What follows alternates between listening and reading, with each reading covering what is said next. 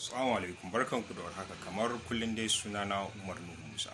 So a wannan bidiyo namu ta yau zan yi bayani ne kan duba da request ɗin da mutane suke ta yi kan yadda za su yi amfani da face mask ba tare da iskan numfashinsu yana sa idan su ya ja ba, saboda mostly mutane suna ta fama da wannan problem ɗin.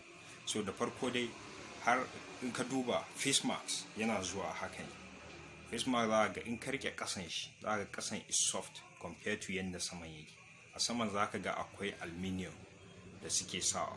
So wannan aluminium ɗin yana taimakawa wurin hana wannan iskan ya dinga shiga idanka ko kuma ya dinga takura. Instead sai dai iska ya dinga fita ta nan side ɗin, nan side ɗin da nan side ɗin, possibly zai dinga iya fita ta nan. So da farko dai yanda ya kamata ka sa shi wannan face mask ɗin shine, in ka ɗauki face mask ɗin bayan ka taɓa ka ji wannan aluminium ɗin ko iron ɗin, so shine za ka ɗaura shi ta saman hancinka kamar haka. In ka sa shi kamar haka, ka ja shi.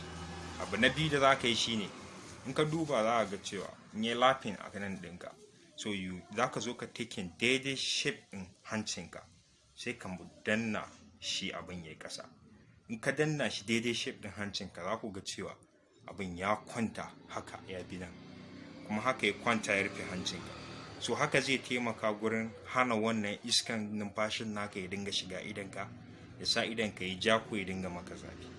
So a wannan bidiyo abinda za mu tattauna ke hana da wannan bidiyo, kar ka manta ka ba mu thumbs up a ƙasa, sannan kuma za ka iya barin comment below na bidiyon da kake so ka ga mun yi in the future.